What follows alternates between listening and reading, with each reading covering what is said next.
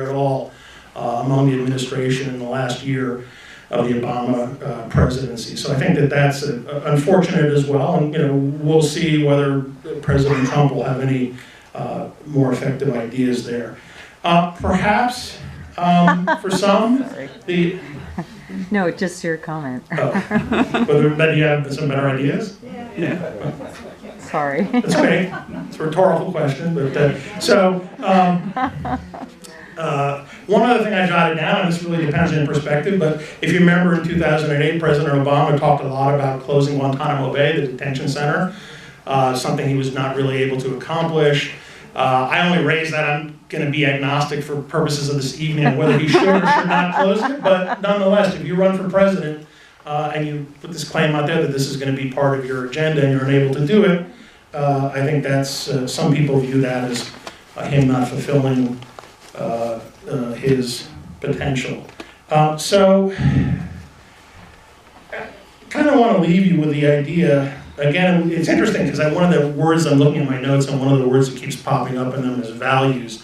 And you saw that little discussion with Samantha Power about values versus interests, but I do think there is a sense of kind of American values and ideals, and Obama certainly embraced the idea that people can solve these things through diplomacy, through negotiation, through multilateral involvement where you get all the interested parties together, rather than military force, which is something that presidents obviously have a very solemn duty when it comes to being commander-in-chief. But I always felt that for him that was going to be something, that he was willing to use it, but it was kind of going to be something of a last resort for him, that he was going to focus more on diplomacy and the institutions that have gotten us through for so many decades. And so in that sense, I do think you can talk about values at some level. You can talk about human rights, and in particular, a global perspective.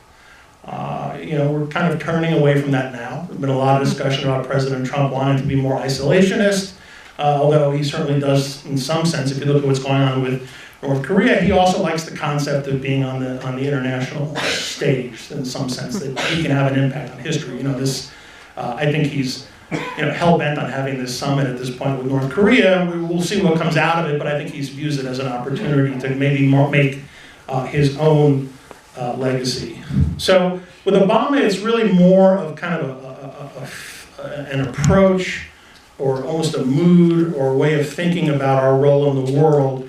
The devil's always in the details, as you saw. As I often hear from policymakers, these are very complex and complicated issues to work your way through.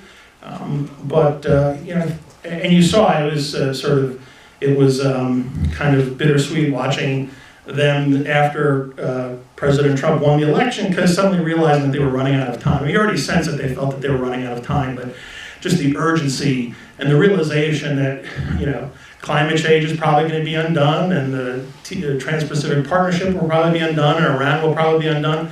That's a difficult thing. I think it was a difficult thing for them to obviously take in and digest. The question will be, what does that longer term struggle look like for people who are unhappy with the direction of the current administration? We'll get a better sense of that in this November, but certainly in 2020. But there's no denying, just to circle back around to finish up at the beginning of my comments, that this moment really is like an inflection point or a demarcation in which the continuity of everything that's come before us over the last, certainly really back to Reagan or maybe even earlier, and what we're seeing now is quite remarkable. To have a president who fundamentally is not interested in the institutions and processes of international diplomacy, how you negotiate, how you build multilateral support. He really is more in the vein of a sort of a strong man or great man model of history, in which sort of powerful leaders get together and they negotiate face-to-face across the table. There's certainly some of that there, but it was not the driving principle of the Obama administration. So it is remarkable how different things are just now, roughly 2 years since the last election. So let me stop there and let's see what you all want to talk about.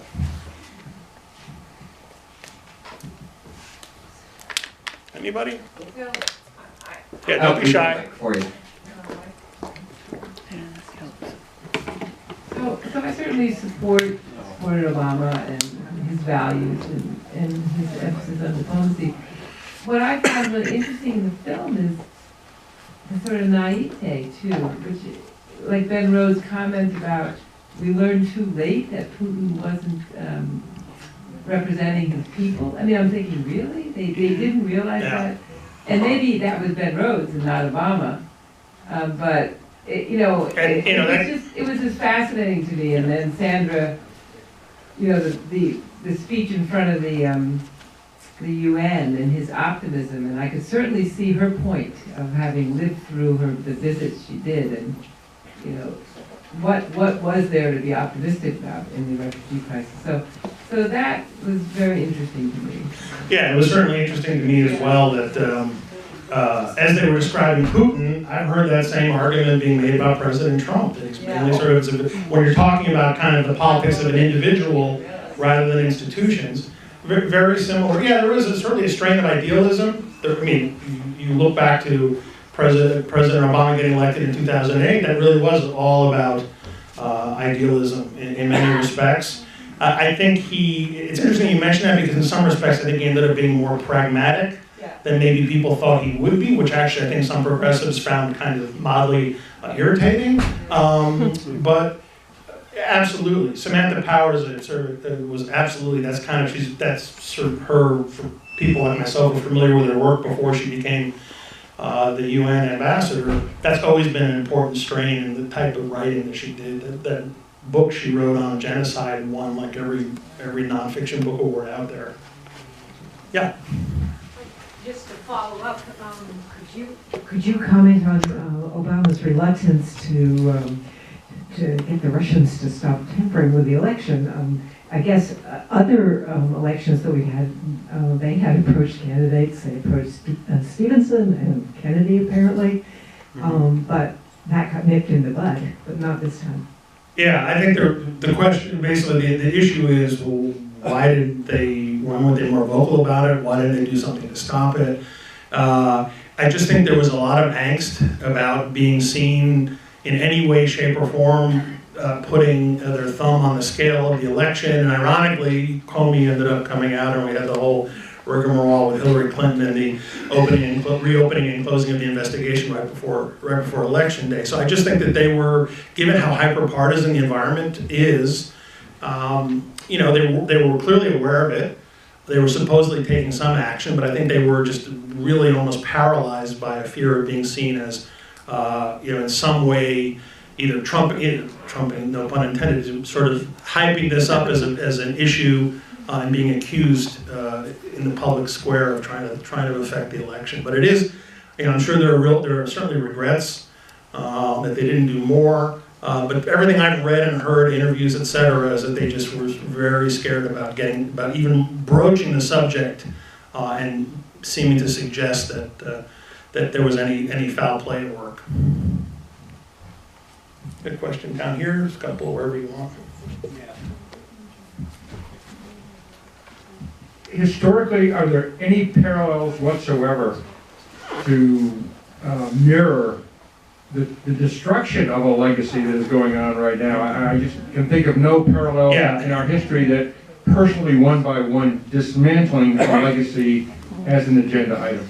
Yeah, somebody mentioned Andrew Johnson. It's funny, I wanted to be able to answer that question through someone ask it, plus it's a very good question. And I had real difficulty thinking of anyone who's done it quite in this way. Although it seems much kinder and gentler now, Ronald Reagan in 1980 basically bringing the New Deal and the Great Society to a screeching halt and redirecting federal resources to defense, Star Wars and all that stuff. So there was a little bit of a big change in focus there. But even that doesn't quite have the feel of what we're seeing today. Particularly, that was primarily, although Star Wars was a defense issue. The shift from the Great Society and the New Deal programs that was more of a domestic issue. But it's a great question. This is really remarkable. What's so amazing to me, just to get slightly off topic for a moment, is so much of people like myself, political scientists who study this stuff, we study norms and conventions and the ways in which institutions shape behavior. And so leading up to Trump taking office, the argument you typically heard was, well, the institution will constrain him. There are norms in how people behave and how they do diplomacy, how they do economic policy.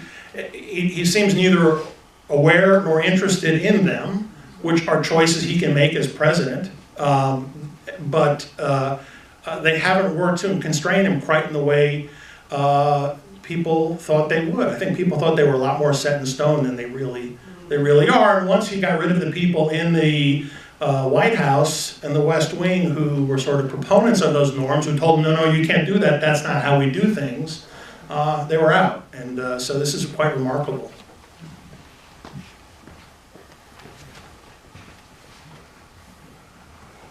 Isn't it, I think, to his nature, that he's acting more like a big city mayor, taking over from another big city mayor and saying, okay, I'm going to just rip out everything he did. I just see him on that scale, and I think you mentioned personalizing it. Yeah, absolutely. Yeah, he certainly has personalized the institution. Many people say and I grew up in New York, and so I was a teenager in the 70s when the Trump Tower was going up, and I've known Trump since I was a kid from all the press reports and Art of the Deal and all that kind of stuff. He's really a celebrity and viewed as kind of a cool guy in New York when I was growing up in the 70s. And you hear arguments from a lot of people that he basically has replicated.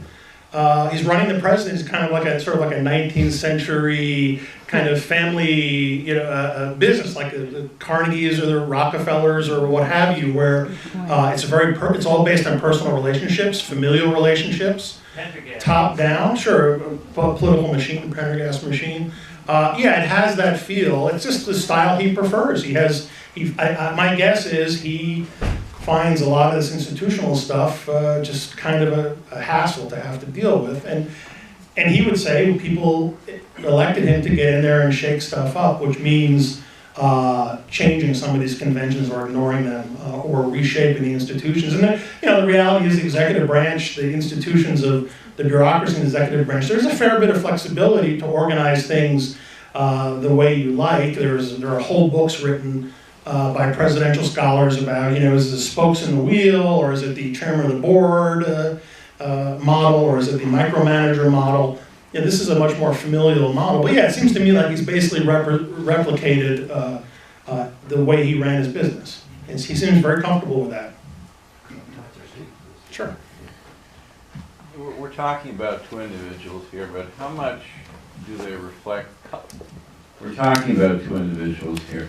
But how much do they reflect, what kind of cultures do they reflect in this society, since this is an elective office?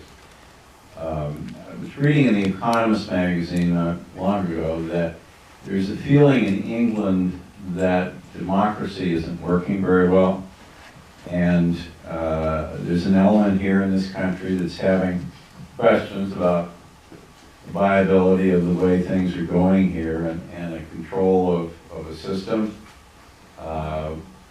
We seem to be doing a job spending more money than we have, and where are we heading? But I think you're dealing with at least two major cultural views, and I'm wondering how they reflect those cultures, both in the style of the governance, but also in terms of. You're talking about cultural. Could you say again how you would label the two cultural positions? I'm not labeling them. I'm just saying that we sort of reduce this to what these people symbolize.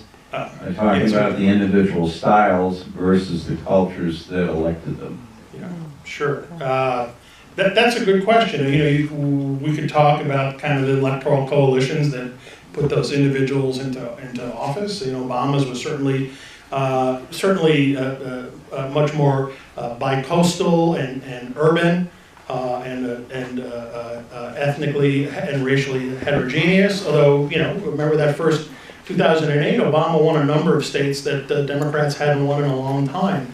I think they mentioned towards the end of the movie this kind of reactionary forces are kind of a pushing back that we're seeing now with the Make America Great Again, the rise of, some people say the racism is kind of bubbling up with the alt-right now, and nationalism and populism are ascendant. And if you look at a number of countries around Europe, there are these same movements, whether it's in France or Italy. Italy is in the midst of trying to, I don't think they're having much success. They're trying to come up with a government. This rise of the sort of anti-immigrant parties have done quite well. Same thing in places like Austria and Hungary, all around Poland. The Netherlands. Yeah, Netherlands, absolutely. So it's not just the United States, but there is this sense, I think, among the folks who put President Trump into office that President Obama, you could say it's a racial issue, but it may just simply be a belief that he was, that he, in a sense, put in a way kind of undercutting their view of American exceptionalism. He talked about American exceptionalism, but he gave kind of a different take on it. This idea that in some way, and again, I'm paraphrasing what I hear from people on the right, that Obama has made the country less special and more global and more generic. The extreme variant of that is this kind of one world order argument that you hear from people on the fringes of the right wing. And so it's just a very different cultural argument about what the country stands for, what's our role in the world, and to what extent should we open ourselves up to influences from other countries, whether it's sort of economic or cultural or immigration or what have you. But it's a tough question. So I think we're going to do 2 more questions here first, and then we'll go. Yeah, she said her hand up, yeah. Dean, to kind of piggyback on what you just said. Sure. Being a presidential scholar, what's the most dispassionate, nonpartisan postmortem of the Trump win that you've heard? Dispassionate? Impossible, but you start, there's a lot of discussion. I mean, when you really get down to kind of the nitty gritty, and a lot of what I actually do is actually more electoral politics, and when you really get down to the nitty gritty of the Electoral College, and where did the Clinton campaign get caught off guard, and you have to wonder what happened in some of those states in the Midwest, like Wisconsin and Michigan, and even parts of Pennsylvania, where research shows that some of the part of the coalition that put President Obama in office, particularly African Americans in places like Michigan, just did not turn out for Hillary Clinton in the way that they did for President Obama. So it's kind of a comparative turnout argument, and so there just was less that the sort of high point of voter mobilization that Obama saw, certainly in 2008, maybe a little bit less so in 2012, that continued to drop a little bit, and President Trump did better among the Latino